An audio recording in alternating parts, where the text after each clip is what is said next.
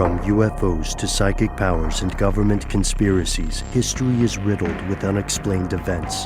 You can turn back now or learn the stuff they don't want you to know. A production of iHeartRadio.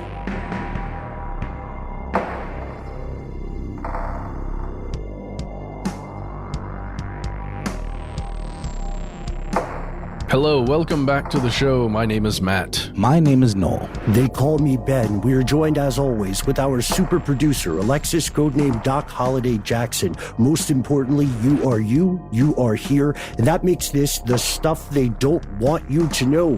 It is the top of the week. We are hurtling headlong into February, and we're encountering some things that we think need more attention because, as you know, a lot of stuff is slipping by the mainstream national or international reporting spheres simply because it's not because the journalists are trying to hide things all the time. It's because there's a ton of stuff happening. You know, we are offline. We have been keeping close eyes on Kazakhstan and the Ukraine. We know there's always something happening with the world of cryptocurrency, NFTs. We're going to also talk about some crimes, some explosions that haven't made more news yet in a very weird way. But first, maybe we could travel to the produce aisle. Just picture wherever you get produce. If you get it from a farmer's market, great for you. I don't have my life together to that point yet. But, you know, we eat our veggies here on Stuff They Don't Want You to Know. And I realized I never asked you guys this, but Matt, Noel, you remember when that kind of trope or meme about people our age being broke because they eat too many avocado sandwiches? You remember when that hit? Avocado toast specifically, Ben, which is, I guess, kind of an open-faced sandwich, but yeah. That's the wave of the hipster millennial future, apparently. And I don't know why it's expensive. If you just get an avocado and a piece of bread, you can make your own avocado toast. But if you buy it at a fancy avocado toastatorium, then that's a pricey item. Mm-hmm. I have very fond memories when I first began drinking alcohol of going to my local store and buying limes, all the limes, because you could use them in everything. And we don't have to talk about all the different kinds, but limes were the stuff back then. So wait, you were more excited about purchasing limes than you were about purchasing the alcohol itself? Yes, because the lime really it didn't matter what the alcohol was. The lime, you knew it was getting the a trick. lime. Yeah. And then maybe you were buying the limes after you had a few, so it's easy to get that, slight buzz of excitement. Yeah, it was one big cycle. You're right. I picture you at the cashier's register going, you might be thinking this guy likes limes. You would be correct, ma'am. I had a period where I shoplifted lots of limes. It was just to feel alive. Really? No, just to feel. They called him the Lime Bandit, a legend in Augusta. Well, I like that we're segueing to crime here because despite the ridiculous low level crime, right? Despite the ridiculous, absurd nature of those bad faith claims that people our age and younger are experiencing wealth inequality because they're eating toast. I hope everybody can tell that is what Joe Biden would call malarkey. Despite those stories making the news, there are other stories that relate directly to produce, to avocados, to limes, and they're important and they spell trouble in the future. Here's what's happening. A lot of these things are produced in Latin America, in Mexico, avocados and limes in particular. And Mexico is famous for many, many, many things. It's the home of ancient Mesoamerican cultures and so on.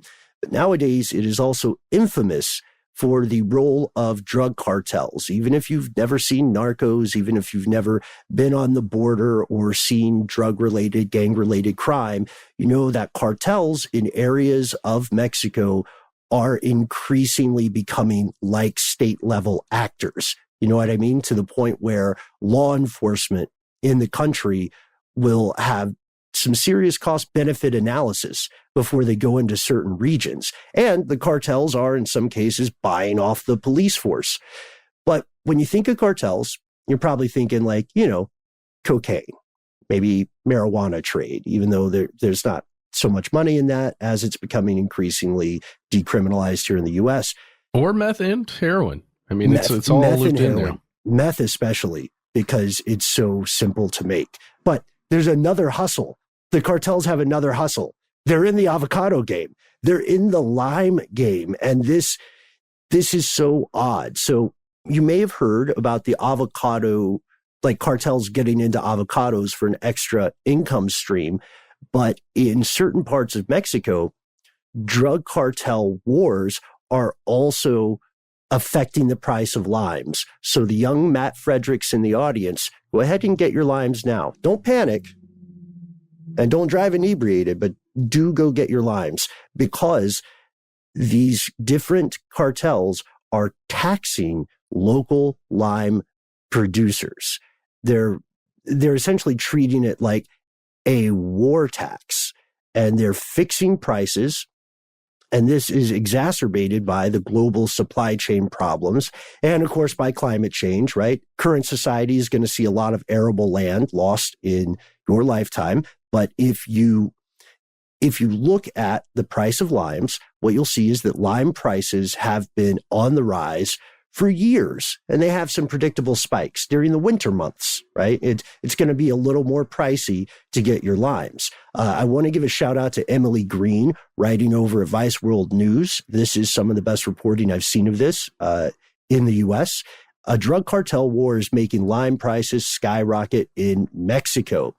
So in just December of last year, well, last month, as we record this, lime prices had shot up 90% over what they were in 2020. Right now, in Mexico City, limes are selling for the highest price they have ever sold, and the price is even higher in northern Mexico. And a lot of that is because the part of Mexico that grows the most wintertime limes, or supplies those during the winter months, it's a state on the Pacific coast. And right now, the Jalisco New Generation Cartel, or CJING, and another bunch of local ne'er-do-wells called the United Cartels are beefing. And what organized crime is doing, and this is not a ding on you, Montreal, before you send the email, these cartels are doing something similar to what the maple syrup consortium does in North America. They're limiting the amount of limes that people can harvest to manipulate the price. And then once they've driven up the price, they're doing a calculation, and they're going back to the farmers and they're saying, hey, because we limited production, the price of limes has gone up by X. And because we did that successfully, just so everyone is safe, you should donate percentage Y to our cause. And they've also physically cut the number of days people can go on the farms and actually work. Not 3 days anymore. It's only 2 days a week. And the scary thing is, if anybody bucks against these folks, cartels have no hesitance, no compunction about just brutally murdering people. They don't have an HR. God, that's scary. So it's the cartels themselves going through who are drug cartels, correct? Yes. These are drug cartels, mm-hmm. And they are controlling the market for limes. That's insane. You wouldn't expect it. It wasn't on the bingo card, as we used to say during the pandemic, right? And in some cases, the cartels are also buying up the packing plants. That's where the limes would be, packaged. They would be branded as whatever, and then they would be shipped off around the world. And it is a quick way to make money, because it's this local price fixing in a place that has serious corruption issues is a lot safer than trying to run drugs and guns over the border. So if you look at it, the sky's the limit. The lime's the limit, man, because the higher the price of limes is for everybody, the more money these cartels will see very quickly. And there's a feedback loop being created, I would argue, because they're making quick money off limes, the avocados, and then other cartels are getting in the game, and they're funneling that money into their wars with these other cartels, which means the other side is also going to start looking for even more funding, which means more lime producers are going to find themselves tragic bystanders in a very violent conflict. It reminds me of that old proverb. What was it? When elephants make war, it's the grass that suffers. These folks are the grass here. It also makes me wonder what else is going on with other trades that occur, in Mexico. I'm thinking about products like tequila and how much control is, put on some of those like farmers who are actually like generating the plants that become tequila. And it also makes me wonder how much, if you imagine packing companies and shipping out massive amounts of limes and avocados, you imagine, at least from my mind, from the TV shows and movies that I've watched, where getting drugs across a border often occurs within a legitimate shipping business. A company shipping products like, let's say, limes or avocados, and then there's weapons somewhere within that shipment as well, or drugs. I imagine that could be very helpful for them. Yeah. Yeah. And this is Michoacan is the Pacific state in Mexico that we're talking about. They were also the epicenter of the green gold scandal. That's what the media was calling the deal with avocados and cartels. That state alone grows on average just under 1 million tons of avocados every year and 800,000 tons of limes. And just as you said, Matt, it's really difficult to figure out exactly how much money these groups are making off this. It's also difficult to figure out how much of that price spike that people see, when you get to the grocery store, how much of that is a result of organized crime, how much of that is just, the eternal gamble that is agriculture, and how much of that is COVID-related inflation and other shenanigans.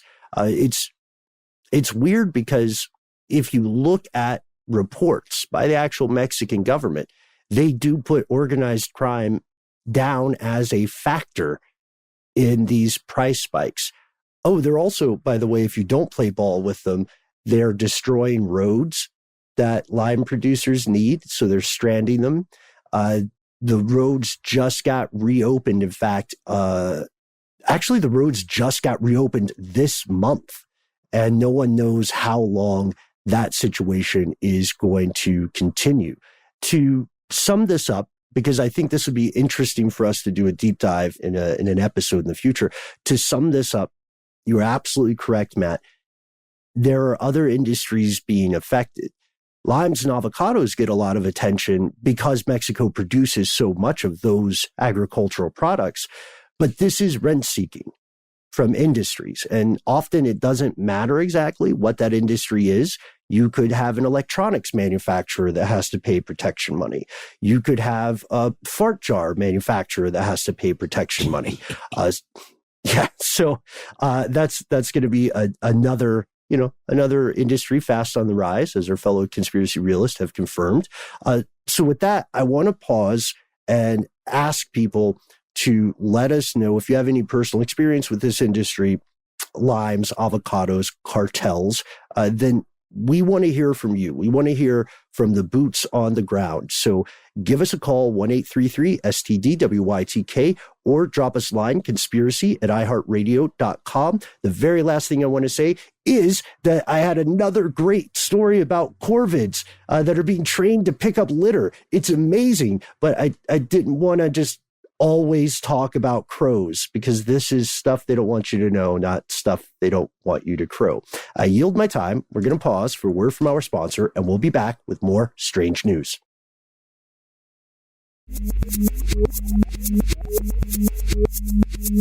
And we're back. And Ben, you can talk about corvids all you want, and should. We don't even have to change the name of the show, because I sort of made a habit of late on this segment of talking about the stupidest thing on the internet, NFTs. I hope people aren't getting too tired of it. I think I've plugged one of my favorite YouTube channels, Internet Today, quite a bit. I quite often get turned on to interesting stories from those guys, and they even did a disclaimer when they did their most recent episode that they were not becoming the NFT show. There's just so many stupid and hilarious developments in the world of non-fungible tokens. So I doff my hat to those guys and also apologize maybe, but I think it's going to be worth it. I think you guys are going to be on board, because what better combination is there than combining a stupid internet grift with a bunch of trying to stay hip to the time celebrities kind of on their way out of being relevant. And the two of those celebrities in question today are none other than Ozzy Osbourne, the Prince of Darkness himself. One could argue the man doesn't need to stay relevant. He's done what he's going to do. He bit the head off that bat and bathed in dove's blood on stage, whatever. And he made some fine records as well. Let's just give him credit where credit is due. Huh? Yeah, what? Are we about to talk about crypto bats? Yeah. Oh my God, crypto bats! You ready I'm for so this? excited. Yes, let's do it. Okay. Maybe I'll just save it. The other celebrity, because this is sort of an example of two of these celebrities kind of scrapping for internet relevance, handling something completely different, handling this debacle. Let's just call it what it is, completely differently. So the NFT bats, as we know, NFTs are limited collections of basically JPEGs most of the time, or it can be animated GIFs, they can be little videos, they can be really whatever you want. You can mint anything that is a digital asset as an NFT, and the minting process essentially creates a record on the blockchain that says, this is my thingy, and nobody else has this exact thingy. But then, there's become this culture of people like right-click saving the other people's NFTs and presenting them as their own. The people that actually bought the NFTs don't really like that, but there's not much they can do about it. So it's almost like a troll, of these people that are like, see, I have it too. I just screenshotted it. Like, no, you don't really have it. That's my crypto bat. It looks like Skeletor or Lazy Lion, or was it Bored Ape? Did you guys see that Jimmy Fallon apparently bought a Bored Ape for $250,000 and then showed it off on the Tonight Show? Which seems kind of weird. I'm still stuck on Pete Davidson and Colin Jost and their buddy buying the Staten Island ferry. Yes. Yes. Who was that guy we talked about? Wait, like an NFT of the Staten Island ferry? No, they bought the actual ferry. I can get behind that. And honestly, they probably who knows? I don't know how much. Do you know how much they paid? Yeah, it's around $280,000, which seems is a lot of money. But when you're getting a ginormous ferry, that feels kind of reasonable. Right. Yeah, and it's already got a business purpose associated with it. The thing's going to make money, hopefully? It's to ferry people, right? Presumably back and forth from they're turning it into a venue. That'd be cool. Make it a floating. So instantly we've listed 3 use cases for this purchase that makes it somewhat meaningful to somebody eventually somewhere. No, we have, and you're trying to get back on track, Noel. But I'm watching Ozark because the 4th season 4.1 or whatever just came out. That was the whole point of money laundering for them, was buying a boat upon which they could have a casino. I wouldn't say it was the whole point. That was just another way to launder money. It wasn't like they were like gunning for the whole gambling, you're right. Riverboat casino. They just became another grift along the way, which is what this whole NFT thing is. Speaking of cartels grifts. should be in NFTs. Right? Yeah, I completely. You know what? It is all kind of a cartel, and now Ozzy's in on it. So these crypto bats, these little guys that are, there's I think very cleverly 9,666 devil horns I'm making over here of these little guys. Some of them are like headless. They're all different. They're cute. Honestly, of a lot of the NFTs I've seen, these are kind of cool because they have kind of an 8-bit look to them, which I dig. I think we all can get behind that, like kind of a Nintendo, side scroller kind of Castlevania type vibe. I see one here that looks like a Mogwai. There's one that's like Skeletor, like I said. There's one that's wearing a little suit. They're all the same exact shape, and they all have different color schemes and color, and looks and all that stuff. I think right now they're going for around $50 or $60 a piece. But anyway, the whole point is this. Ozzy announced it, on his Twitter and on his social media, and I think with Sharon, along by his side. And a lot of these NFT launches, these drops, they are tracked, and kind of the communities that kind of jump up around them use Discord to kind of talk about it. So there's all these Discord channels. I don't really quite understand what's so special about Discord, but I've used it, and I get why people kind of like it. It's a clean interface or whatever, but I don't quite get what's so special about it. But I think maybe it's just become the kind of nerd communication platform of choice. And that's what people are using for this. So what happens with Discord is you have a unique URL that you can, promote to your followers or whatever. And you can have a Discord server. We should have a Discord server for people listening to the show and do live streams and things like that. So there's all kinds of uses. People obviously use it to play video games together as well, but they're also used to track these crypto NFT drops. And what happened was, apparently, I don't know exactly why, but the pre-sale, which is called a whitelist, the pre-sale for the CryptoBats NFTs opened on December 27th, and all this information was via Discord. 25 people who were there to sign up get guaranteed a CryptoBat. They get them 48 hours before the public minting process, which goes live in February. So that hasn't even happened yet. We're still talking about the pre-sale via that CryptoBats website. So this is kind of like a get in on the action before everybody else. So apparently for some reason they changed the URL after launching the Discord. At some points they changed the URL slightly, and really quickly some internet scammers got wise to this and posted the incorrect, or actually what happened. So think about this. If someone changes their Twitter handle or an Instagram handle, I don't know how long it takes, but somebody else can use it. That becomes available again. So I believe what happened was they co-opted the URL for the Discord server that was changed, and then posted all kinds of fake information there, literally like a dummy site. So all of these crypto things, they use Web 3.0, which allows you through browser extensions to connect your crypto wallet directly to whatever you're messing with, whatever, there's a little button on all these sites that say connect wallet. And this site did something like that, but it was like a dummy site, or like a phishing kind of thing. Think about an internet equivalent of one of those devices you can put in a ATM or a gas pump to captures people's credit card information. Essentially, this is a little more elaborate version than that. And essentially, they had it where it was it seemed legit. It's hey, before you enter into this amazing once-in-a-lifetime opportunity, we need to verify the crypto that's in your wallet. So go ahead and hook it up for us real quick, and we'll just take a look and make sure that you've got the funds that you say you do. And the thing that's weird about this is anybody that's experienced in this kind of stuff would know that that's really not right. But the guys on the internet today make this point as well, and I completely agree. The problem is that all of these celebrities getting into this NFT space are bringing in new people that are not seasoned crypto people, and they're people that are figuring this stuff out, and it's not uncomplicated. If you're someone this is new to you, there are many, many points along the way where you can either mess up and accidentally lose some funds, or get scammed because you're not really quite used to what you're looking for, these red flags. So they didn't ultimately steal that much money. I think it was in the neighborhood of $30,000 total. But the problem was that Ozzy and people associated with his camp, they retweeted the bad link several times. And it wasn't until I think The Verge or something reached out to them that they realized what they had done and changed it. And they actually didn't even take responsibility for it.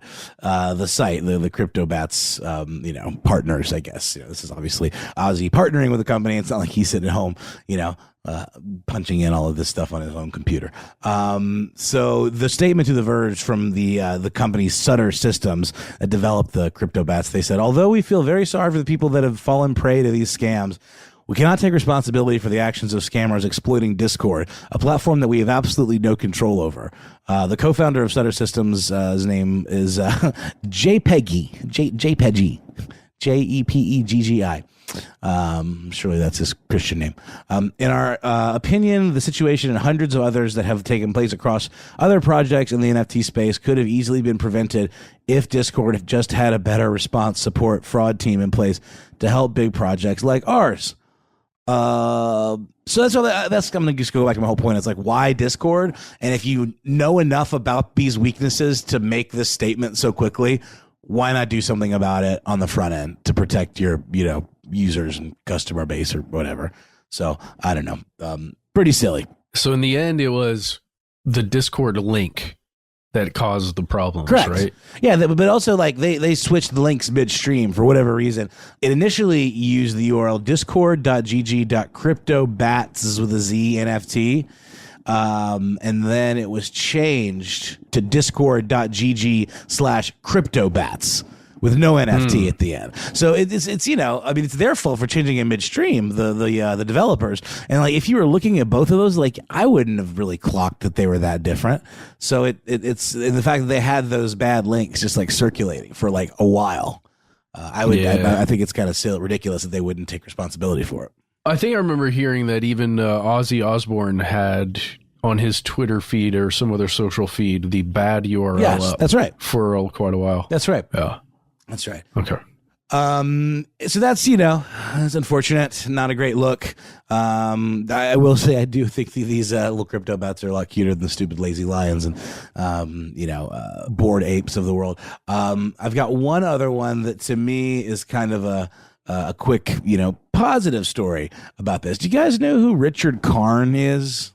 I'm unsure. Well, you know him. Remember? I don't think so, He's Tim. a Home Improvement. He's the sidekick or the actor who plays the sidekick on Home Improvement. I believe you mentioned him on a recent Strange News or Listener Mail segment. Oh, maybe I did. I couldn't remember his name. Yeah. Yeah, Richard Karn.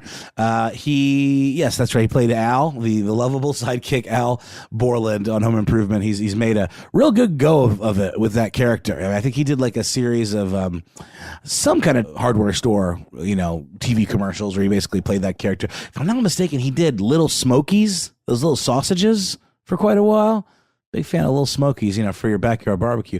But, some of his, representation, which seems to be happening across the board for a lot of celebrities and companies, suggests that he get in on the NFT craze. And I'm not quite sure what his thing was even going to look like.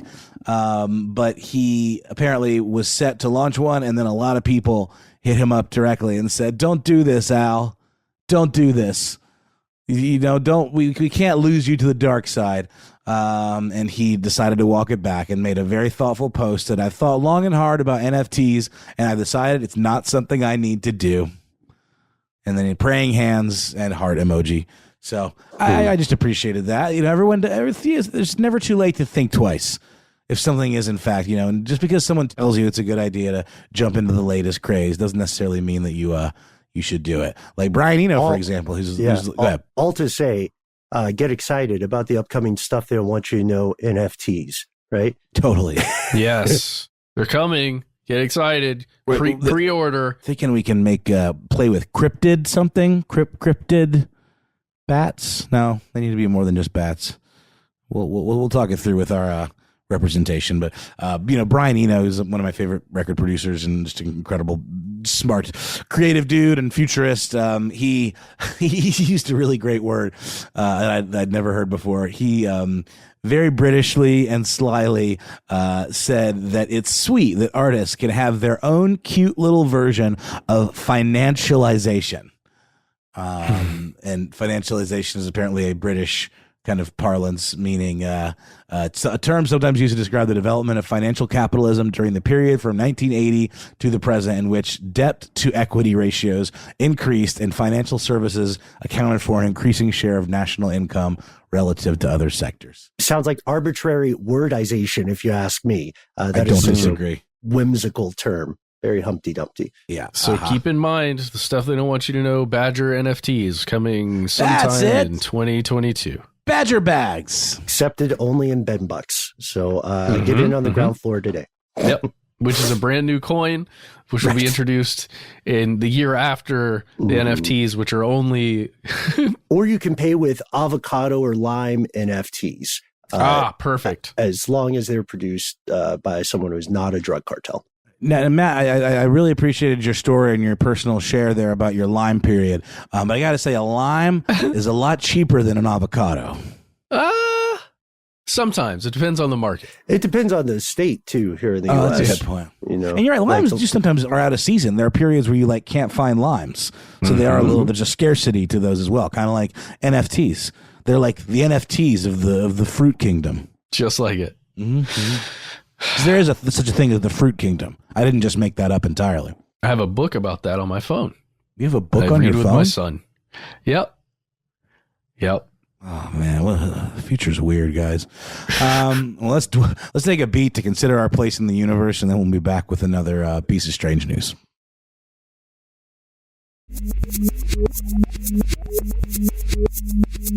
All right, we're back, and we are heading to Sacramento, California for our next story. This comes to us via the local ABC, Fox, and NBC affiliates there, as well as the Facebook page of the Sacramento Police Department. It's a story that's been developing for over a week now at this point. I first heard about it, I want to say last week, around the 23rd of January. That is when there was a strange story that came out, just very, very localized, came out of Sacramento, that stated possible vehicle explosion in an unoccupied vehicle that was parked in a neighborhood in Sacramento, California. And it was just strange. It was weird. It was a little blip on the radar, right? We look for these strange news segments every week, and we see all kinds of weird little stuff, and it just pops on our radar. And that's what this was in this case. It was very strange. Let me just read to you from the Sacramento Police Department's Facebook page what they said about it. Quote, on Sunday, January 23rd at approximately 9:46 p.m., Sacramento Police Department patrol officers responded in this area regarding a possible explosion. The officers located an unoccupied vehicle with significant damage consistent with an explosion occurring inside the vehicle. What? That's weird. An unoccupied vehicle that exploded from the inside. Okay, that's a bit puzzling just at the start, right? Mm-hmm. Unless there was like a window open or something that an explosive could be dropped in to an unoccupied vehicle, or unless the person who, owned the vehicle set off an explosive inside of it. Or there could also be a scenario where it was, someone opened the door through force or something and then placed an explosive. Just very strange. But police department looked into that and nothing really happened until on January 28th, another unoccupied vehicle exploded. And they were called out, and they say it on their Facebook post here as well. Just very strange. They conducted an extensive investigation, and they were able to determine there were no injuries. And they believe it was a homemade explosive device that was used to detonate both of those vehicles in Sacramento. So, guys, when you're just in your neighborhood or hanging out in your wherever you live, and you hear a little pop or a fairly large explosion, would you ever think that it could be a vehicle exploding? Yeah, only because I've seen it happen. You have? Mm-hmm. Like from malfunction, overheating, or something like that? Or what? Yeah, from poor vehicle maintenance. Nothing like, Grand Theft Auto RPG launch or anything. But yeah, so not due to criminal activities, but definitely, I just kind of assume everybody's seen an explosion like that. Like even the remnants when you're in traffic or something. No. Wow. Maybe I need to move to your neighborhood. No. There's gang activity all over on that side, and then an airport on that side. No, it's terrible. There's loud pops all the time, and airplanes. Don't move here. Oh, okay. We should also point out this has got to be common in other cities, but there's the famous unofficial ongoing game in Atlanta called Fireworks or Gunshots, right? That's just a related thing when you're asking. But for many people, the thing is, you don't have to be a ballistics expert or a fireworks expert to understand the difference between the sound of a gunshot and the sound of an explosion. Explosions sound very different, right? So what was the, do we know like the magnitude of these explosions? I don't know that I've got officially the magnitude. They were enough to explode the vehicle where when the police officers arrived on the scene, they could tell that both vehicles had an interior explosion where there are pieces of the vehicle, all over on the ground. And there were witnesses who heard or experienced the explosion. Quote, both cars were severely damaged. And the crazy thing at the time, in that particular neighborhood in Sacramento where this occurred, both explosions were less than 0.4 miles away. So this was a localized thing. So if you're living in that neighborhood, you're thinking, oh, Lord, either our vehicles are just deciding to self-explode or somebody is doing this. Mm-hmm. And it turns out only a few days later, somebody was doing this, at least according to the Sacramento Police Department and their findings. And this is the Oak Park area of Sacramento. They recently, as of today, that we're recording this on January 31st, they arrested a 23-year-old man on felony charges linked to both of these explosions. This man, I'm going to name him. He was named in ABC News and CNN and the department. And, yes. Yeah, as well as the Fox website and other places that I looked at. They're naming him as Cody Wiggs, and he was being held, at least as of this recording, is being held without bail in Sacramento County Jail. And it's just very strange. I don't know, this guy was just setting off pipe bombs. They were pipe bombs that he generated, that he created, and was setting them off in unoccupied vehicles. And it doesn't appear that there's any rhyme or reason, at least not based on the writing that I've seen on the investigation, unless there's, something that they haven't mentioned yet in the news as of this moment. Yeah.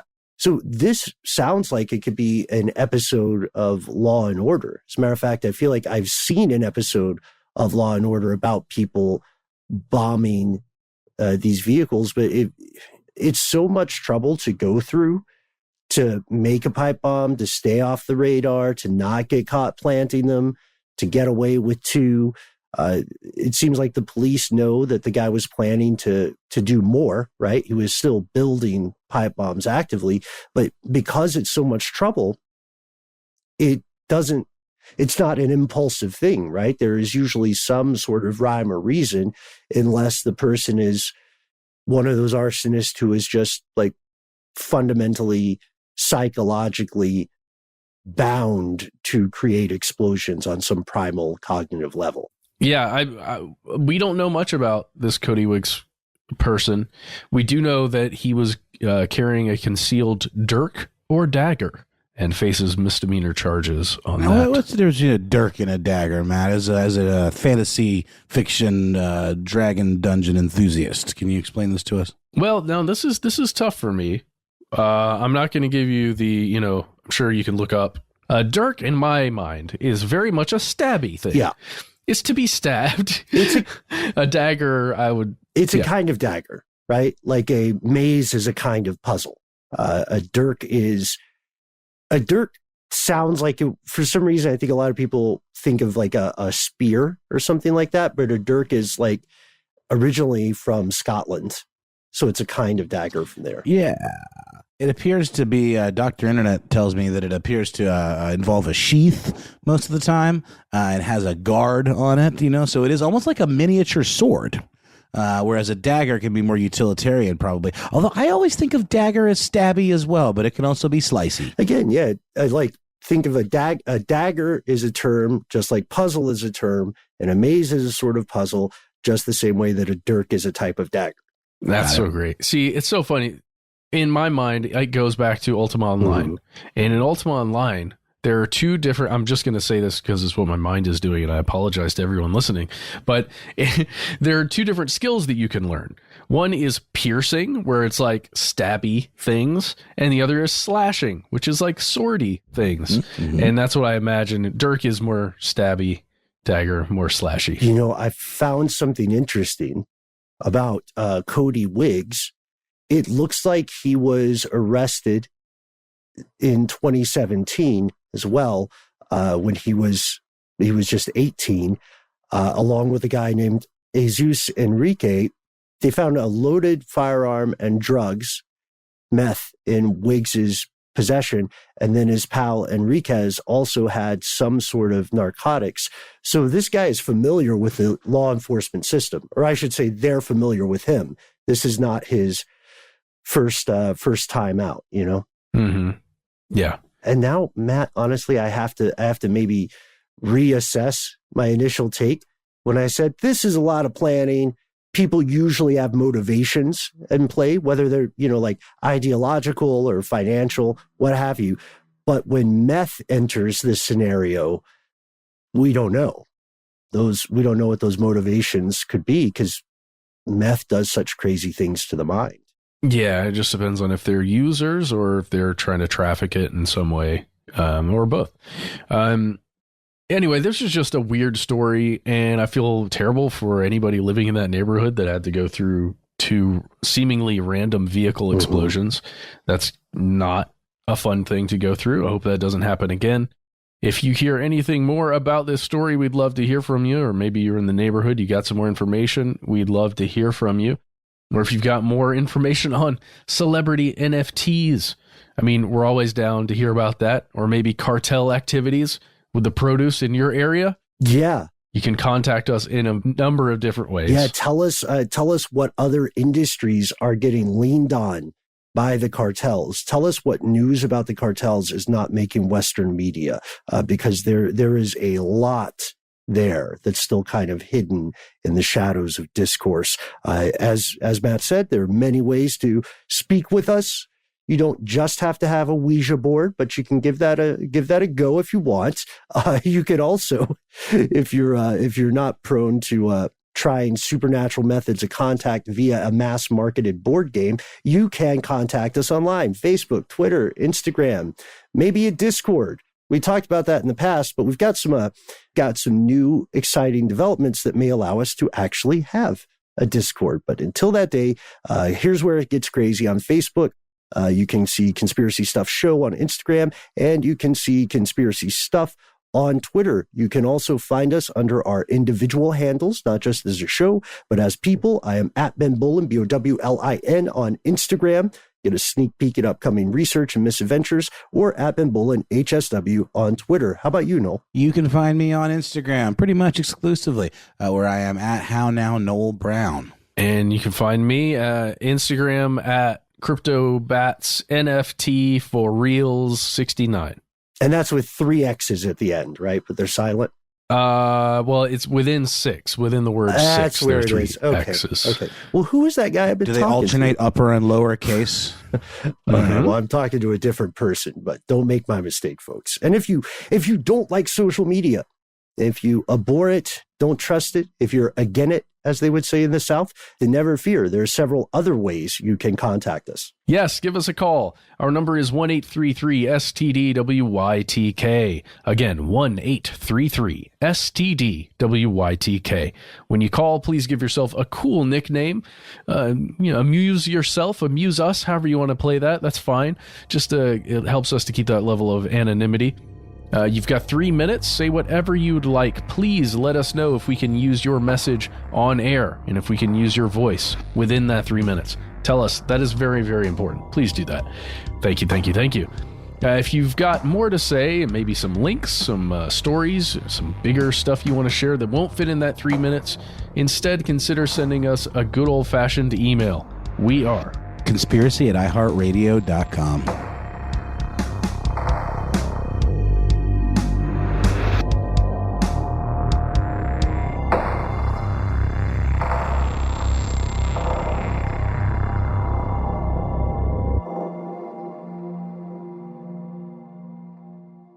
Stuff They Don't Want You to Know is a production of iHeartRadio. For more podcasts from iHeartRadio, visit the iHeartRadio app, Apple Podcasts, or wherever you listen to your favorite shows.